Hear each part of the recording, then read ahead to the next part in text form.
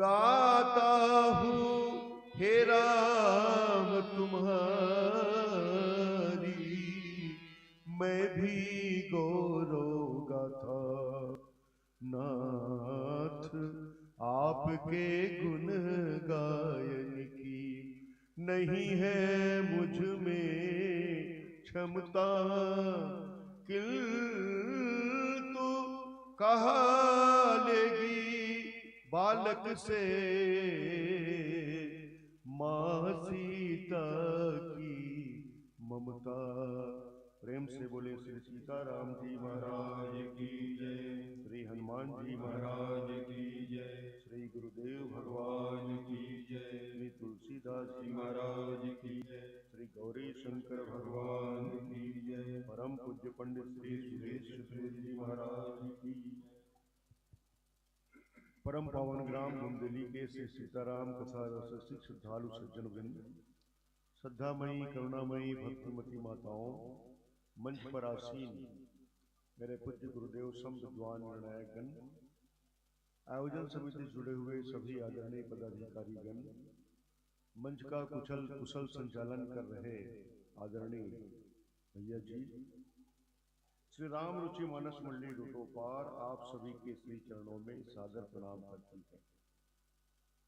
भगवान श्री रामभद्र अपने दरबारियों से चर्चा कर रहे हैं कि जो मनुष्य का शरीर हमको प्राप्त हुआ है वो बड़ा ही दुर्लभ है। ऐसे दुर्लभ शरीर को प्राप्त करके भी यदि हम अपने मंजिल को प्राप्त नहीं कर पाए, अपने लक्ष्य को प्राप्त नहीं कर पाए, हमारा लक्ष्य क्या है? ईश्वर तत्व में विलीन हो जाना। तो कड़े शब्दों में आलोचना करते हुए उन्होंने कहा कि वो व्यक्ति अत्यंत निंदक है, मंदमती है और आत्महत्या को प्राप्त करने वाले को जो गति मिलती है वैसी गति उसको मिलती है। गोस्वामी तुलसीदास जी महाराज लिखते हैं कि जो न करे भव सागर नर समाज अस्पाई, श्रोक निंदक मंदमती आत्मा हन बति जाय। आइए इन पंक्तियों की चर्चा करने का प्रयत्न करेंगे एक भजन के उपरांत।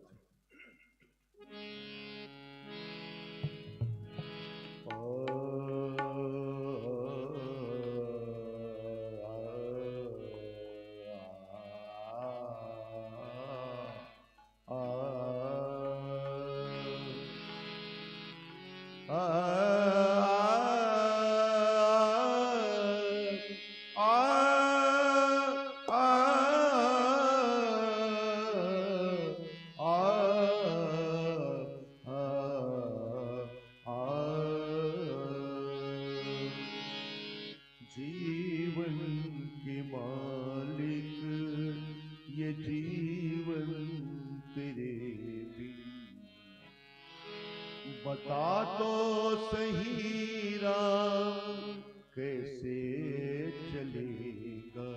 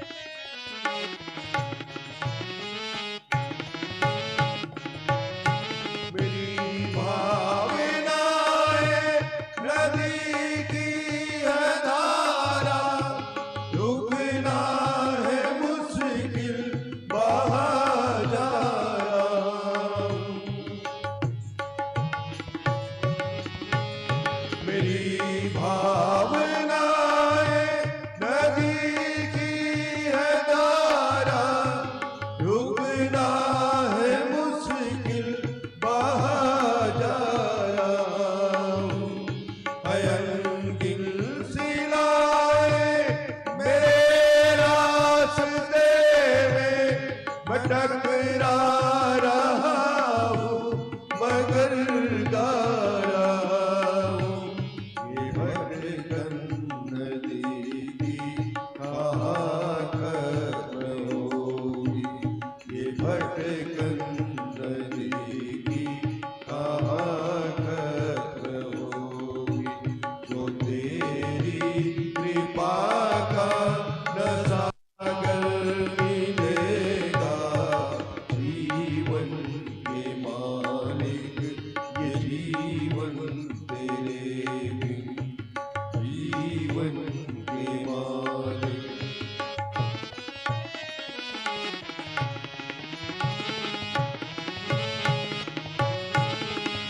दीनों के मन की व्यथा सुनने वाले, तू बैठा है अपने गुनों को छुपाए। दीनों के मन की व्यथा सुनने वाले, तू बैठा है अपने गुनों को छुपाए। बिछड़ कर तेरे से भटकता है कोई, न तुझको अभी भी ये चिंता सताए। ये जग क्या है तू भी चकित देखना जब, ये जग क्या है तू भी चकित देखना जब।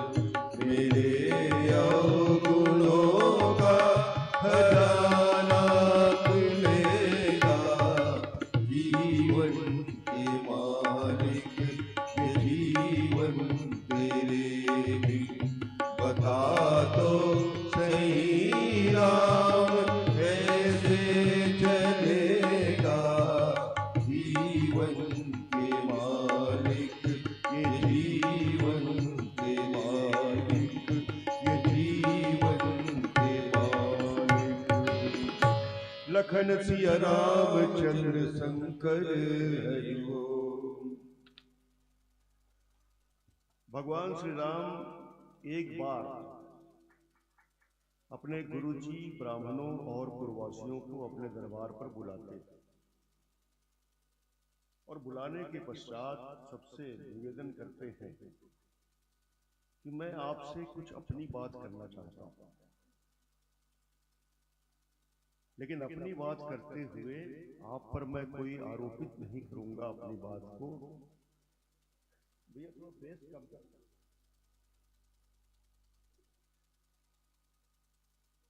जो अनीति कछु भाषा भाई तो मोहि बरजहु भय विसराय। देखिए राजा, राम राज्य का राजा कैसे होता है, इसीलिए तो प्रत्येक जीवों से कहा जाता है कि राम राज्य की स्थापना करना है। जब तक हमारे आपके जीवन में ऐसे राजा नहीं बनेंगे, तब तक हमारे जीवन में सुख शांति नहीं आ सकती। हम यदि अपने जीवन के सारी समस्याओं का अंत करना चाहते हैं तो हमको राम को राजा बनाना पड़ेगा। राम को राजा बनाने के लिए, राम राज्य की स्थापना करने के लिए भरत जी और भगवान श्री राम ने बहुत श्रम किया। देखिए केवल राम को गद्दी पर बिठा देने मात्र से ही राम राजा नहीं बन जाते, राम राज्य की स्थापना नहीं होती। राम राज्य की स्थापना तभी होती है जब धर्म राज्य और राम राज्य के बीच में प्रेम का साम्राज्य स्थापित होता है, तब राम राज्य स्थापित होता है। राम जब राजा बनते हैं तो राजा अपनी प्रजा से किस प्रकार की बातें कर रहा है। राम राज्य का प्रथम नागरिक बनने का सौभाग्य मिला केवट को, और केवट ने भगवान से कैसी बात कही ये तो आप सभी लोग जानते हैं। तो आज राम जो है अपने दरबार में लोगों से अपनी बात कर रहे हैं, अपनों से अपनी बात कर रहे हैं। और इसीलिए इस प्रसंग को राम गीता भी कहा जाता है। जैसे भगवान श्री कृष्ण ने अर्जुन को गीता सुनाई, अर्जुन ने जब कहा कि महाराज मैं युद्ध नहीं करना चाहता, युद्ध में अगर मेरे ही लोग मारे जाएंगे उसके बाद मुझको राजगद्दी मिलेगी तो मैं किस मुंह से राजगद्दी पर बैठूंगा। तब भगवान श्री कृष्ण ने उस समय गीता का प्राकट्य किया। उसी प्रकार भगवान श्री रामभद्र ने यहाँ पर गीता का प्राकट्य किया और गीता का प्राकट्य करते हुए कहा कि देखो, नहीं अनीति कछु नहीं प्रभुताई, सुनो करो जो तुम्हें सुहाई, सोई सेवक प्रीतम मम सोई, मम अनुशासन माने जो। और जो अनीति कछु भाषो भाई, तो मैं बढ़ जाओ भय बिसराई। अगर बोलते बोलते कहीं मेरी से कुछ त्रुटि हो जाए, बोलते बोलते अगर मेरी वाणी में कोई ऐसी बात निकल जाए कि जो आपको अच्छी न लगे, तो तुरंत मुझको बरज देना। आज का राजा ऐसे कहते हैं क्या? आज का कोई विधायक मंत्री आ गया तो वो कहता है क्या? नहीं, वो हमको बरसता है, हम जो है हम उनको नहीं बरस सकते। तो राम जो है वो कहते हैं कि मुझको बरस देना, मुझको रोक देना, और उसके बाद बहुत ही काम की बातें करते हैं। हम आप सब लोग मनुष्य शरीर धारण किए हैं, ये मनुष्य शरीर हमको मिला कैसे? बताया गया भगवान के द्वारा कि बड़े भाग मानुष तन पावा, सुर दुर्लभ सब ग्रंथई गावा, साधन धाम मोक्ष कर द्वारा। ये मनुष्य शरीर हमको मिला हुआ है बड़े भाग्य से, और बड़े भाग्य से मिला है। और ऐसे मनुष्य शरीर को प्राप्त करके भी यदि हम भवसागर से तर नहीं सके, ऐसे दुर्लभ शरीर को प्राप्त करके भी यदि हम इस भवसागर से, इस भव बंधन से अपने आप को मुक्त नहीं कर सके, तो धिक्कार है हम पर। भगवान श्री राम कह रहे हैं, जो न तरह भवसागर नर समाज पाई, सोकृत निंदक मंदमती आत्मा हनगति जाई। अब आइए जरा इस शरीर के बारे में चर्चा करें कि शरीर हमको मिला कैसे। बड़े भाग मानुष तन पावा, ये मनुष्य शरीर हमको मिला है बड़े भाग से। हम सब लोग भागी हैं, धन भागी हैं कि जो शरीर हमको मिला है, उस शरीर के द्वारा उस शरीर को प्राप्त करने के लिए कौन तरसते हैं। ये बड़े भाग्य से शरीर हमको क्यों मिला? बड़े भाग्य से शरीर इसलिए मिला, बड़े भाग्य इस बड़भागी माने इस शरीर को बड़भागी क्यों कहा गया? इस शरीर को बड़भागी इसलिए कहा गया कि इस शरीर को प्राप्त करने के लिए देवता भी तरसते हैं। ये स्वर्ग में रहने वाले जो देवता हैं, जो स्वर्ग के भोग आज सामग्री को भोगते हैं, ये देवता भी इस शरीर को प्राप्त करने के लिए तरसते हैं। अब ये देवता इस शरीर को प्राप्त करने के लिए क्यों तरसते हैं? देव शरीर में क्या होता है? तो कहा गया कि बहुत अधिक पुण्य करने के बाद हमको स्वर्ग की प्राप्ति होती है। वैसे कोई भी मरता है तो हम लोग उसके नाम के आगे स्वर्गीय लगाते हैं, नारकी नहीं कहते। हम लोग कहते हैं कि स्वर्गीय, अर्थात वो स्वर्ग गए होंगे। तो जब बहुत अधिक पुण्य कमाता है कोई व्यक्ति, जब बहुत पुण्य कर्म करता है, तब पुण्य कर्म करने के पश्चात उसको देव शरीर प्राप्त होता है और उसको स्वर्ग की प्राप्ति होती है। और स्वर्ग में क्या है? भोग सामग्री। स्वर्ग में अप्सराएं हैं, खाने पीने के लिए एक से एक वस्तुएं हैं, सोने के लिए एक से एक बिस्तर है, आदि सुख सुविधाएं से भरपूर है स्वर्ग। लेकिन सबसे बड़ी विचित्र बात यह है कि देव शरीर में मुक्ति नहीं है। स्वर्ग में हम चले गए तो क्या होता है कि जितना पुण्य हमने कमाया है, उस पुण्य का फल भोगने के बाद जब हमारा पुण्य नष्ट हो जाता है तो हमको फिर से धरती पर ढकेल दिया जाता है, और पता नहीं उसके बाद हमको कौन सा शरीर मिलेगा, इसकी कोई गारंटी नहीं। जैसे बैंक में हमने 1 लाख रुपए जमा किया और 1 लाख जमा करने के बाद और जमा नहीं किया, बस उसको निकालते गए, तो धीरे धीरे ऐसा हुआ कि वो बैंक पासबुक में या खाते में पैसा खत्म हो गया। बस उसी तरह की बात स्वर्ग में रहने वाले देवताओं के साथ है। ये देवता जो हैं वो अमर तो हो जाते हैं, लेकिन उस शरीर में मुक्ति को प्राप्त नहीं करते। इसीलिए कहा गया सुर दुर्लभ सब ग्रंथ ही गावा, और साधन धाम मोक्ष कर दो। ये साधना करने के लिए मिला है ये शरीर हमको, पूजा आराधना करने के लिए मिला है, अच्छा काम करने के लिए मिला है, सत्कार्य करने के लिए मिला है, सद्कार्य करने के लिए मिला है, पुण्य करने के लिए मिला है। ये शरीर को प्राप्त करके हम मनमाना आचरण हमको नहीं करना है। मनमाना आचरण करेंगे, दुराचरण में अगर हम अपने शरीर को लगाएंगे तो हमको इसका दुष्परिणाम भोगना पड़ेगा। और आज संसार में, समाज में हम लोग देख रहे हैं कि समाज किस ओर जा रहा है, हम सब लोग देख रहे हैं। मनुष्य शरीर प्राप्त करने के बाद भी हमको मनुष्योचित कर्म करना चाहिए, लेकिन हम लोगों द्वारा मनुष्योचित कर्म नहीं हो रहा।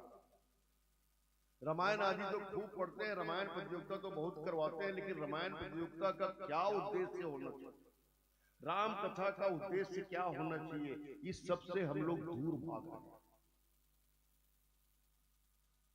और इसीलिए हमारा जो कर्म है वो मनुष्य शरीर प्राप्त करके भी मनुष्य के समान नहीं है। तो साधन धाम मोक्ष कर द्वारा साधनों का धाम है ये। साधनों का धाम माने ये शरीर हमको साधना करने के लिए मिला। भगवान हमसे कहते ईश्वर अंश जीव अविनाशी चेतन अमल सहज सुख रस। भगवान हमसे कहते कि देखो तुम मेरे अंश हो, तुम मेरे भाग हो, और मैं तुमको अपने से पृथक कर रहा हूं। पृथक कर रहा हूं तो तुमको संसार में भेज रहा हूं, लेकिन संसार में जाकर के तुमको करना क्या है इसको जरा सुन लो।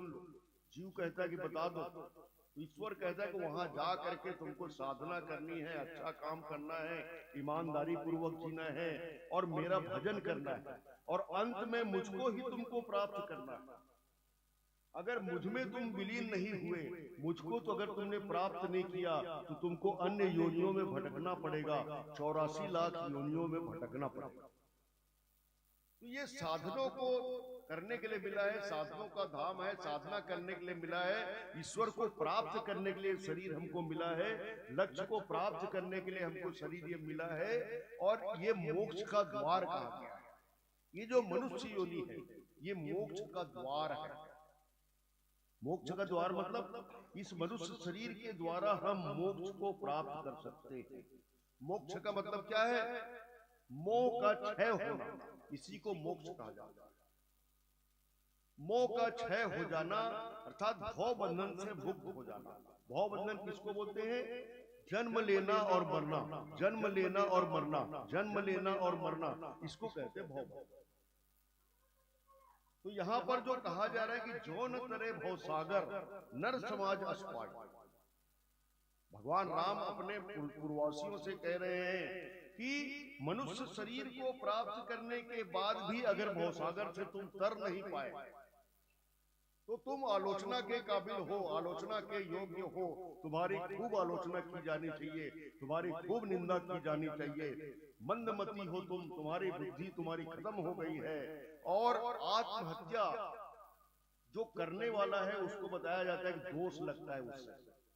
अपनी आत्मा को समाप्त करना या अपने शरीर को समाप्त करना जबरदस्ती, फांसी लगा करके जान देना, दवा पी करके जान देना, या आत्महत्या किसी भी प्रकार से कर लेना, ये पाप। तो आत्महत्या करने वाले को जो दोष मिलता है, दोष होता है, वही दोष हम जैसे मनुष्यों को होता है कि हम मनुष्य तन को प्राप्त करने के बाद भी इस भव सागर से तर नहीं पाते, इस भव बंधन से मुक्त नहीं हो पाते, जन्म और मरण के चक्कर में हमेशा भटकते रहते हैं।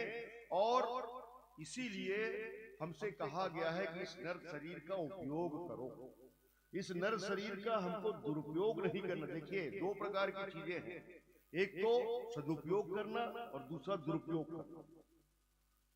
मनुष्य शरीर को प्राप्त करने के बाद हमको इस शरीर का क्या करना चाहिए? तो सदुपयोग करना चाहिए। सदुपयोग करने का मतलब ये है कि अपने काम को पूरी ईमानदारी से करना है। मेरा कहने का ये कदापि अर्थ नहीं है कि आप हमेशा मंदिर में बैठे रहिए, आप हमेशा माला फिराते रहिए, आप हमेशा पूजा करते रहिए, आप हमेशा भगवान के सामने बैठे रहिए। मेरा कहने का तात्पर्य बिल्कुल नहीं। हम भगवान का भजन हर समय कर सकते हैं। अगर हम शिक्षक हैं, स्कूल में जाते हैं, बच्चों को सही ज्ञान दें, बच्चों को सही शिक्षा दें, ईमानदारी पूर्वक अगर हम बच्चों को पढ़ाते हैं तो इससे बढ़कर के भजन और कुछ। किसान जो है खेत में किसानी करता है, अगर ईमानदारी पूर्वक किसानी करे, जो चीज चाहिए वो करे, तो वो किसानी तो कर रहा है, पर किसानी करते करते वो भजन कर रहा है। माँ अपने बेटे का पालन पोषण ठीक से कर रही है, माँ माने कोई बहू जो है वो अब सास ससुर की सेवा कर रही है, कोई बेटा जो है अपने माता पिता की सेवा कर रहा है ईमानदारी पूर्वक, तो वो भजन कर रहा है। अब आजकल हम लोग देखते हैं कि शिवलिंग में जल चढ़ाने वालों की संख्या बहुत ज्यादा बढ़ गई है। प्रदीप मिश्रा जी को बहुत बहुत धन्यवाद है, कम से कम लोग शिवलिंग तक तो जाने लगे। और आपके इलाके में तो उनका शिव पुराण भी हुआ है, जोगेरा में शायद हुआ है, तो ये बहुत बहुत धन्यवाद है। लेकिन केवल शिवलिंग में जल चढ़ाने के बाद यदि आप अपने सास ससुर को तकलीफ दे रहे हैं, अपने माता पिता को आप भोजन समय पर नहीं दे पा रहे हैं, नहीं नहीं मैं मंदिर जा रही हूं, मैं शिवलिंग पर जल चढ़ाऊंगी और तब मैं आपको भोजन दूंगी, तो ये करना चाहिए। शिवलिंग पर जल चढ़ाइए, एक लोटा जल सारी समस्याओं का हल, ये बिल्कुल अच्छी बात है। पर केवल हमको अपनी समस्या का हल करके नहीं रह जाना है, घर की समस्या को भी देखना है। तो अर्थात जो काम हमको मिला है उसको पूरी ईमानदारी के साथ यदि हम करते हैं तो इससे बढ़ करके भगवान का भजन और कोई दूसरा नहीं है। और मनुष्य शरीर हमको इसके लिए मिला है, साधन धाम मोक्ष कर द्वारा। लेकिन भगवान कहते हैं भविष्य का रूपरेखा खींचते हैं, पाइल जही पर लोक सवार। इस दुर्लभ शरीर को प्राप्त करने के बाद भी जो अपने परलोक को नहीं संवारता, इस लोक को नहीं संवारता, परलोक को नहीं संवारता, वो क्या करता है? सो परत दुख पावई सिर दुर दुर पछताई और कालई कर्मई ईश्वर ही मिथ्या दोष लगाई। वो इस लोक में तो दुख पाता ही है, उस लोक में जाकर के भी दुख पाता है और सिर पीट पीट करके पछताता है। कभी काल को दोष देता है तो कभी कर्म को दोष देता है, कभी ईश्वर को दोष देता है। हम केवल दोष देते रह जाते हैं, वो ऐसा है, वो ऐसा है, वो ऐसा है। ये देखिए, ये तरीका है हमारा दोष देने का। लेकिन एक संत कहते थे कि अरे मूर्ख, एक उंगली तो दूसरे की तरफ उठी है और ये 3 उंगलियां जो तेरे ऊपर इशारा कर रहा है, तेरे तरफ। तू सबसे ज्यादा दोषी है। तो हम केवल दोष देने में मगन हैं, दोष देने। इसीलिए तो कबीरदास जी महाराज ने कहा कि बुरा जो देखन मैं चला, बुरा न मिलिया कोई, जो दिल खोजूं आपना मुझसा बुरा न। कबीरदास जी ने इसीलिए कितनी सुंदर दृष्टि हमें प्रदान की। अगर बुराई देखनी है तो अपने में देखो, गुण देखना है तो दूसरों में देखो। लेकिन हम लोग क्या करते हैं? गुण देखना है तो अपने में देखते हैं और बुराई देखना है तो सामने वाले में देखते हैं। और ये बहुत ही गड़बड़ वाली बात है। तो भगवान कहते हैं कि यही तन खर फल विषय न भाई। इस शरीर को प्राप्त करने के बाद हमको विषयों में लीन नहीं हो जाना चाहिए। अगर हम नर शरीर को प्राप्त करके विषयों में मन देते हैं तो समझ लीजिए कि हम जहर को प्राप्त करने के लिए अमृत का परित्याग कर रहे हैं।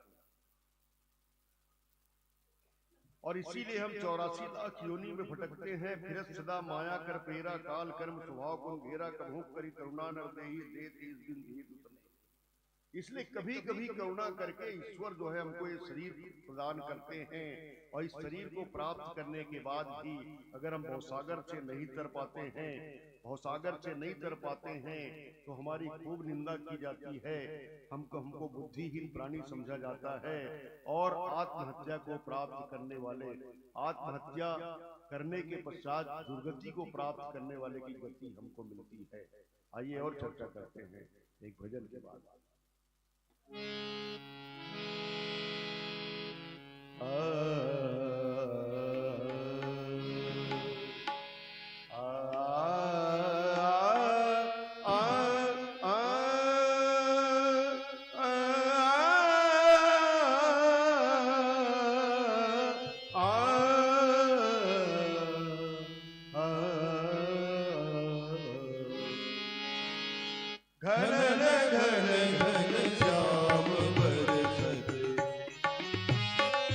घन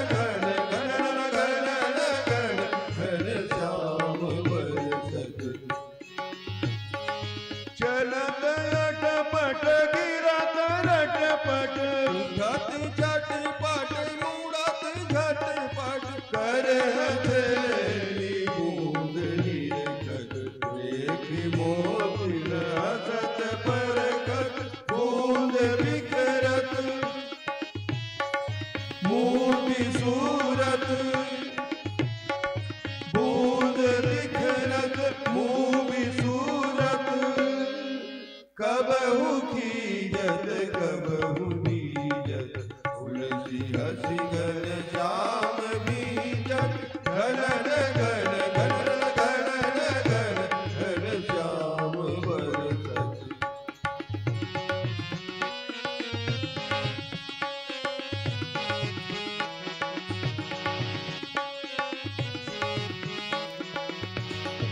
कान गिलकत न दूरी दमकत छिपति दामिनी पलक झपकत छम छम मेघ बरसत झम झम नुपुर बाजत चरण झूमत मेघ हरसत छुई सकत नहीं गगन तरसत तुलसी हसी घन श्याम बीजत घन घन घन घन घन घन श्याम बरसत।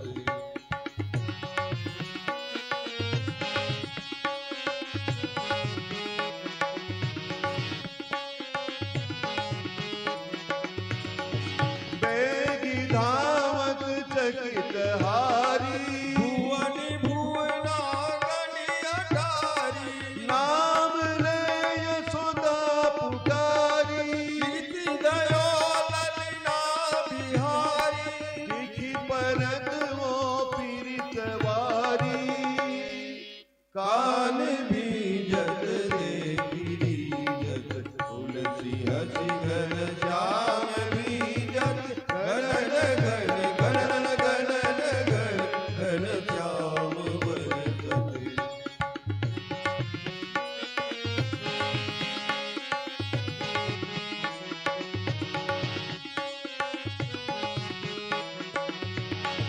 हर हरा हृदय लगावत गोपिले अचरा ओढ़ावत श्याम मचलत गुन गुनावत बिछल जात न हाथ आवत मात को रही रही थकावत भूई न लोटत कछु न मानत तुलसी हसी घन श्याम बीजत घन घन घन श्याम बरसत तुलसी हसी घन श्याम बीजत घन घन घन घन घन घन घन घन श्याम बरसत। लखन सिया राम चंद्र की जय। तो भगवान अपने दरबारियों से अपनों से अपनी बात कर रहे हैं। राम गीता का प्रसंग चल रहा है और भगवान कह रहे हैं कि ऐसे मनुष्य शरीर को, ऐसे देव दुर्लभ शरीर को प्राप्त करने के बाद भी यदि हम इस भव बंधन से मुक्त नहीं हो पाते, इस भव सागर से तर नहीं पाते। देखिए, भव सागर बोला गया, भव माने होता है संसार, संसार की तुलना सागर से की गई। हमको क्या करना है? इस भव सागर से तरना। भवसागर मतलब क्या? भव बंधन माने क्या? जैसे मैंने पहले ही आपसे निवेदन किया कि भव बंधन का मतलब है पुनरपि जननम पुनरपि मरणम पुनरपि जनजननी जठरे शयनम, अर्थात पुनः जन्म लेना और पुनः मरना, फिर जन्म लेना, फिर मरना, फिर जन्म लेना, फिर मरना। ये है भवसागर में फंसना, ये है भव बंधन में फंसना। अब इस भव बंधन से निकलने का तरीका क्या है? इसको संसार को भव कहा गया और संसार को सागर की उपमा दी गई। देखिए, सागर और संसार में कुछ समानताएं हैं, इसीलिए इसको भवसागर कहा गया। भव माने होता है संसार और संसार जो है वो सागर है। सागर को तैरना, सागर को, सागर से बच करके निकल जाना, ये कोई मामूली बात नहीं है। लेकिन कोई कोई ऐसे दुर्लभ संत होते हैं, साधु होते हैं, साधु स्वभाव वाले होते हैं। और साधु स्वभाव का मतलब ये है, साधु का मतलब ये नहीं होता कि केवल जटा लगा लेना, माथे पर चंदन चोआ लगा लेना, कमंडल धारण कर लेना, बस वही साधु। ऐसी बात नहीं। हम आप जो फुल पैंट कमीज पहन करके भी साधु बन सकते हैं। कैसे? हमारा स्वभाव जो है वो साधु होना चाहिए। हम में सज्जनता होनी चाहिए, हमें सद्गुण होना चाहिए, ईश्वर के प्रति हमारे चरणों में अनुराग होना, ईश्वर के प्रति, ईश्वर के चरणों के प्रति हमारे मन में अनुराग होना चाहिए, तो हम साधु हैं। तो भव और माने संसार और सागर, देखिए संसार में, सागर में आप देखेंगे, कभी भी समुद्र जाना हुआ तो आप देखेंगे कि समुद्र का एक तट तो दिखाई पड़ता है पर दूसरा तट दिखाई नहीं पड़ता। लेकिन एक तट दिखाई दे रहा है मतलब उसका दूसरा तट है, ये बिल्कुल तय है। समुद्र का एक किनारा अगर दिखाई पड़ रहा है तो दूसरा किनारा भी कहीं न कहीं है, वो हमको दिख नहीं रहा। उसी तरह से ये संसार में हम लोग जो जन्म लेते हैं वो तो हमको दिखाई पड़ता है, लेकिन हमारे मृत्यु कब होगी ये दिखाई नहीं पड़ता। आजकल तो भाई सोनोग्राफी वगैरह जमाना है, सोनोग्राफी करके जन्म के समय को भी जान लेता है आज की दंपत्ति। वो डॉक्टर से कहता है कि आप इसी समय ऑपरेशन करके हमारे बच्चे को जन्म दीजिए, वो बड़ा शुभ मुहूर्त है। आजकल ऐसा शुरू हो गया। तो जन्म के तट को तो हम लोग देख सकते हैं, लेकिन मृत्यु के तट को हमको दिखाई नहीं पड़ता। हमारी मृत्यु कब होगी इसको कोई नहीं बता सकता। वो तो भीष्म पितामह जी को इच्छा मृत्यु का वरदान था, तो उन्होंने एक समय पर, मुहूर्त पर अपने प्राणों का परित्याग किया। तो ये महात्माओं की बात है। पर हमारे आपके जैसे साधारण लोग जन्म के तट को तो देखते हैं पर मृत्यु का तट दिखाई नहीं पड़ता। जैसे सागर का एक तट दिखाई पड़ता है पर दूसरा तट दिखाई नहीं पड़ता, तो दूसरा तट है पर दिखाई नहीं दे रहा है। उसी तरह से जन्म के साथ मृत्यु जुड़ी है पर वो दिख नहीं रही, लेकिन वो है। माने अगर हमारा जन्म हुआ है तो हमारी मृत्यु अवश्य होगी, ये बिल्कुल तय है। उसी प्रकार कहा गया कि समुद्र का जो पानी वो बहुत ही खूबसूरत दिखाई पड़ता है, आकर्षक दिखाई पड़ता है। समुद्र का जो जल है वो बड़ा ही आकर्षक दिखाई पड़ता है, उसकी लहरें आती जाती हैं और घंटों बैठे रहने के बाद भी हमको पता नहीं चलता है कि कितना समय बीत गया। लेकिन उस पानी को आप मुंह में डाल के देखिए, वो पानी जो है खारा होता है, वो आपकी प्यास नहीं बुझा सकता, समुद्र का जल। उसी तरह से संसार की चकोचौंध को आप देखेंगे तो संसार जो है बड़ा आकर्षक प्रतीत होता है। लेकिन संसार आकर्षक प्रतीत होते हुए भी समुद्र के जल की तरह खारा है। ये संसार में अगर रम जाएंगे तो एक वस्तु से दूसरे वस्तु में हमारा मन भटकता रहता है, पर कभी मन को शांति नहीं मिलती। जब तक आदमी भौतिकता को त्याग करके आध्यात्मिकता का सहारा नहीं लेगा तब तक उसका मन जो है भटकता रहेगा। भौतिकता में ये सामर्थ्य ही नहीं है कि हमारे मन को शांति दे सके। आप पहले साइकिल खरीदे, फिर मोटरसाइकिल खरीदे, फिर कार खरीद लिए, उसके बाद भी मन में शांति नहीं। बस थोड़ी देर के लिए खुशी मिलती है कि चलो हमारे पास मोटरसाइकिल थी तो अब कार हो, अब हमको मजा आया। लेकिन बस 2 दिन चलते हैं और हमारा सारा मजा खराब।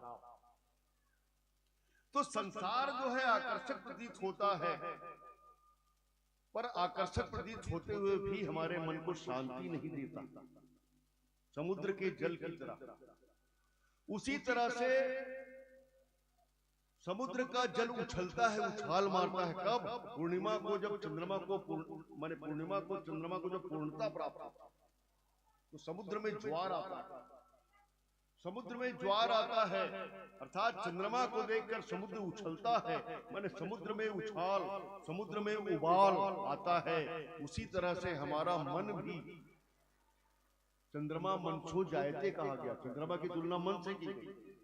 अहंकार शिव बुद्धियज मन शशि चित्त महान। हमारा मन जो है वो हमारे जीवन को प्रभावित करता है। मन अच्छा है, इसीलिए तो भगवान कहते हैं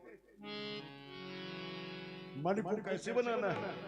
निर्मल मन जन सो मोहि पावा,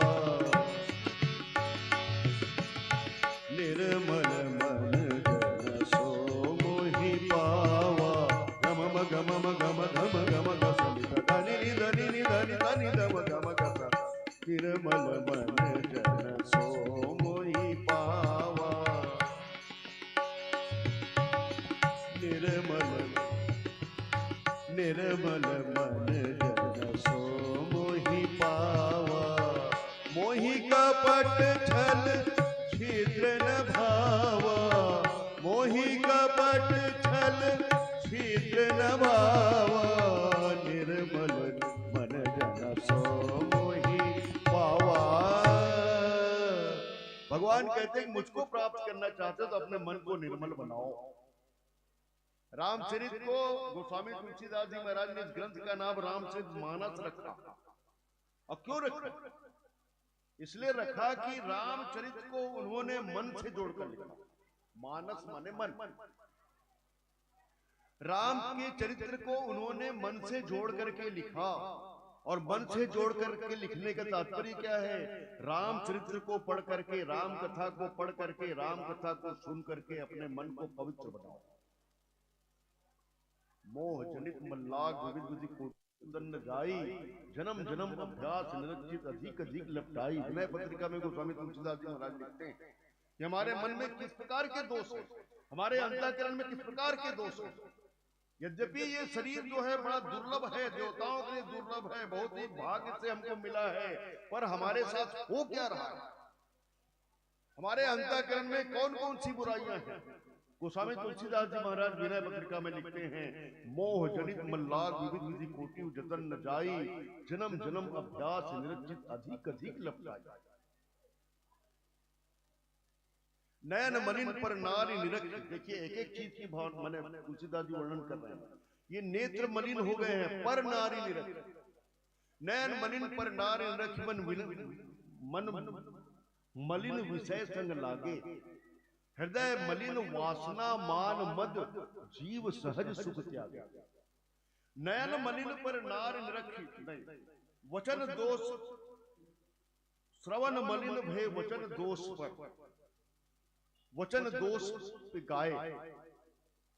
और सब प्रकार मल भार लाग निज नाथ चरण बिसराए।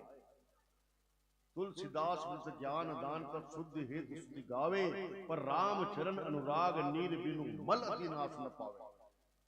अगर हम अपने अंतःकरण के मल को दूर करना चाहते हैं, अपने मन अंतःकरण की गंदगी को दूर करना चाहते हैं, अपने मन को पवित्र बनाना चाहते हैं, अपने मन को निर्मल बनाना चाहते हैं, और मन को निर्मल बना करके ईश्वर को प्राप्त करना चाहते हैं, तो भगवान की भक्ति हमें करनी पड़ेगी, साधना करनी पड़ेगी। साधन धाम मोक्ष कर द्वारा।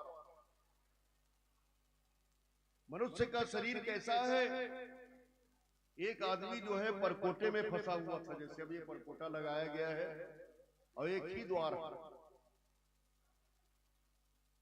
मनुष्य से कहा गया कि एक द्वार है यहाँ पर और तुमको इस परकोटे से निकलना है तो तुमको द्वार को ढूंढना पड़ेगा, क्योंकि यहाँ पर अंधकार है। इतना अंधकार था कि सूझता नहीं था। तब वो आदमी क्या कर, देखिए मनुष्य का दुर्भाग्य क्या होता है। जब हमारे साथ दुर्भाग्य जुड़ जाता है तो हमारे साथ क्या होता है। वो आदमी क्या करता था, परकोटे के पत्थर को पकड़ पकड़ के वो घूमता था, और जैसे ही द्वार के पास जाता था उसके शरीर में खुजली हो जाती थी, और वो शरीर को खुजलाना शुरू कर देता था और द्वार से पार हो जाता था। और फिर परकोटे में घूमता था, फिर द्वार के पास उसके शरीर में खुजली हो जाती थी। खुजली का आशय क्या है? खुजली का आशय यह है कि हमारे शरीर मन में वासना हो, इच्छा, गलत इच्छा। हमारे मन की वासना को यदि हम उपासना में बदल दें, हमारे मन की आसक्ति को यदि हम भक्ति में बदल दें, तो हमारा जीवन धन्य हो जाएगा।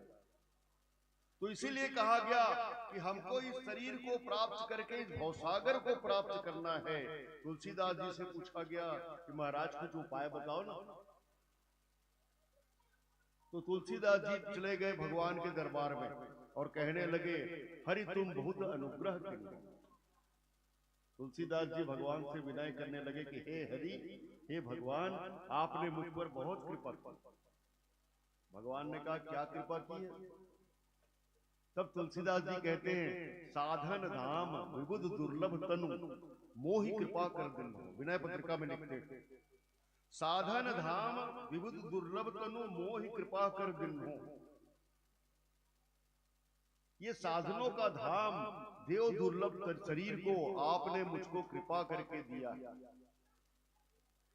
हाँ चलो दिया, मान लिए। भगवान ने कहा सहसों मुख न जात जात सो प्रभु के एक एक उपकार, तदपि नाथ कछि और मांगी हो दीजो परम उदार।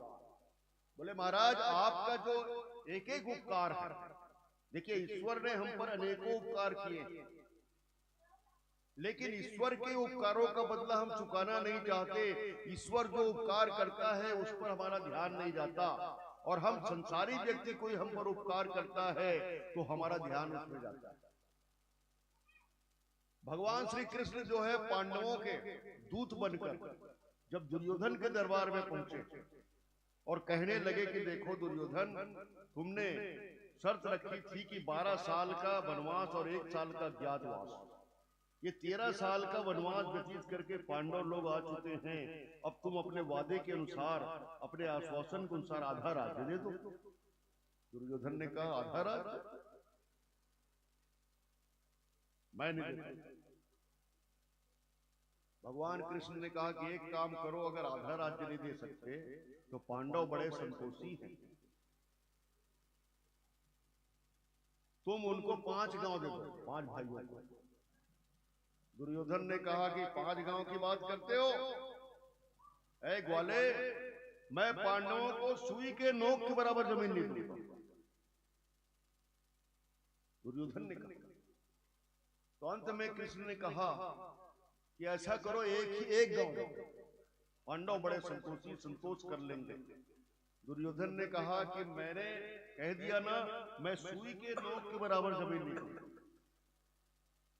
अगर उनको चाहिए राज्य तो मुझसे युद्ध करें। दुर्योधन ने कहा।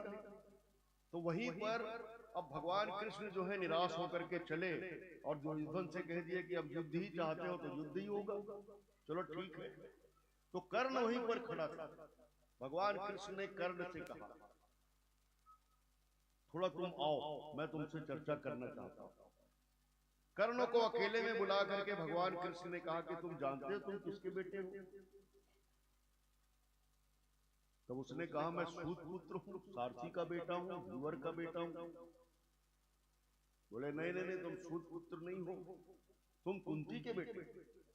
और जिस प्रकार तुम पांडवों के भाई हो और पांडवों के भाई होकर पांडव सूर्य पुत्र हो, सूर्य का बेटा होकर के, सूर्य माने प्रकाश, प्रकाश का बेटा होकर के तुम दुर्योधन रूपी अंधकार का साथ दे।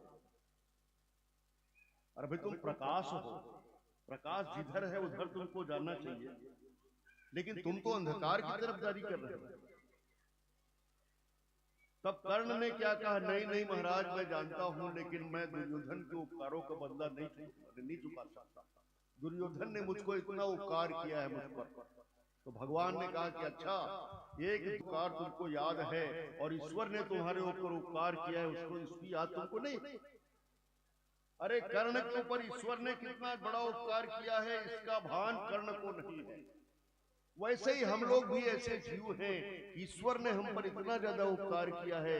अरे सबसे बड़ा उपकार तो उनका मनुष्य शरीर देना है, और मनुष्य शरीर को प्राप्त यदि हम इस भवसागर से नहीं तर सकते तो धिक्कार है हम पर, हमारी निंदा की जानी चाहिए। और हमारी बुद्धि खराब हो गई है और आत्महत्या करने वाले की गति को हम प्राप्त करते हैं। ये भगवान जो है अपने पूर्ववासियों से चर्चा कर रहे हैं। तो आइए ऐसी बातों से हमको प्रेरणा लेनी चाहिए। मनुष्य शरीर प्राप्त करके वास्तव में हमको मनुष्योचित कर्म करना चाहिए। जो मनुष्योचित कर्म नहीं करता है वो मनुष्य शरीर प्राप्त करके भी जानवरों की तरह है, पशुओं की तरह है। बस यहीं पर वाणी को विराम, एक भजन के बाद आपसे विदा।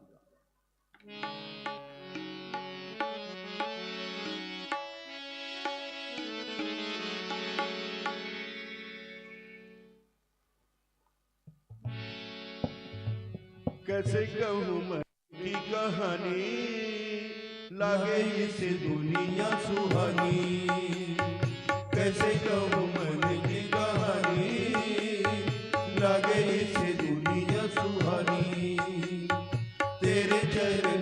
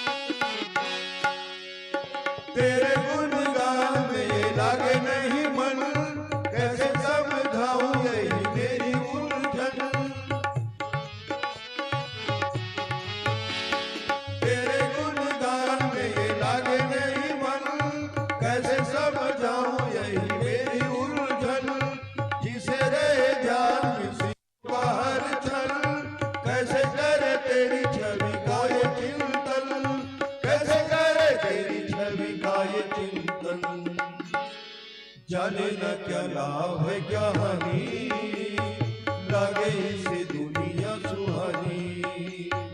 तेरे चरणों से दूर रहना आदत है इसकी पुरानी।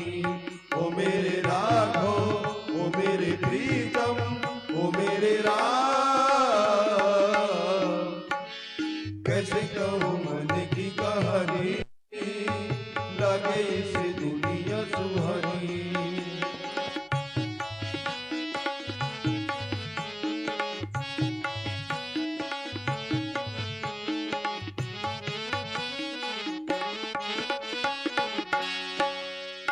प्रभु मेरा जीवन है दोषों का खजाना, कौन मेरे जैसे को चाहेगा अपनाना।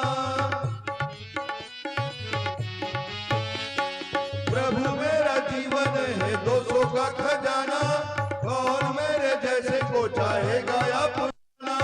डूबतों को तुमको ही आता है बचाना, कभी न कभी प्रभु पड़ेगा तुम्हें आना, कभी न कभी प्रभु पड़ेगा तुम्हें आना। बातें यही तुम्हें थी सुनानी, लगे इसे दुनिया सुहानी। तेरे चरणों से दूर रहना आदत है इसकी पुरानी। ओ मेरे राघव, ओ मेरे प्रीतम, ओ मेरे राम, कहूँ मन की कहानी, लागे इसे दुनिया सुहानी, लागे इसे दुनिया सुहानी, लागे इसे दुनिया सुहानी। लखन सिया रामचंद्र की जय।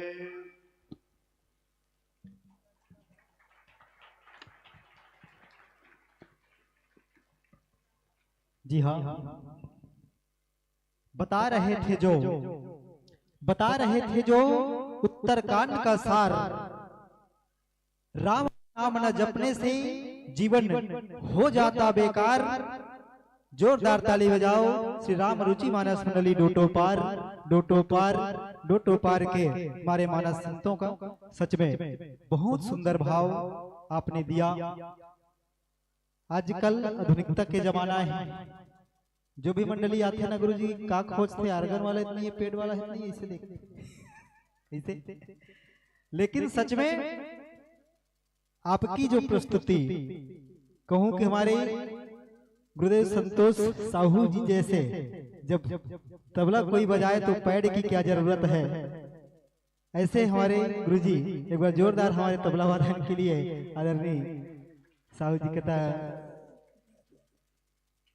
अभिवादन हो।